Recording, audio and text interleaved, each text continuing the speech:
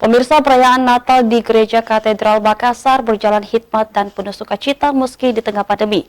Tahun ini pesan Natal mengusung tema cinta kasih Kristus yang menggerakkan persaudaraan.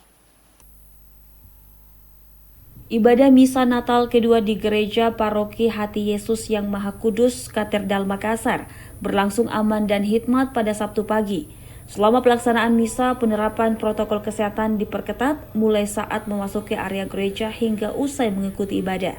Misa Natal kedua di katedral dipimpin langsung oleh Uskup Agung Makassar, Monsinyur John Liku Ada.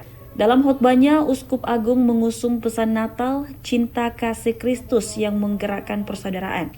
Uskup mengatakan dengan tema tersebut diharapkan persaudaraan antara semua bangsa dan semua umat terjalin kokoh. Tidak ada yang saling menjatuhkan dan saling menyimpan dendam. Situasi yang sampai sekarang masih mencengkam umat manusia.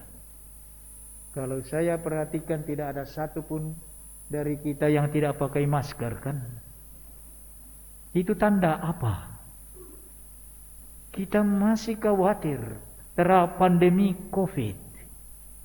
Dan di sanalah pesan Natal bersama PGI KWI itu mau memberi pesan, kalau kita mau merayakan Natal secara benar, mari kita menghayati cinta kasih Kristus itu yang menggerakkan persaudaraan lintas batas, persaudaraan antar manusia yang berbasis pada kemanusiaan, pada jati diri insani kita.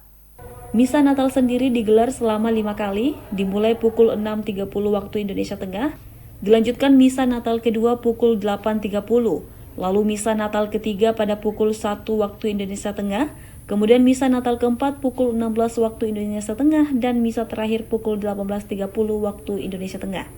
Mardiantullah Hamid, Salebes TV.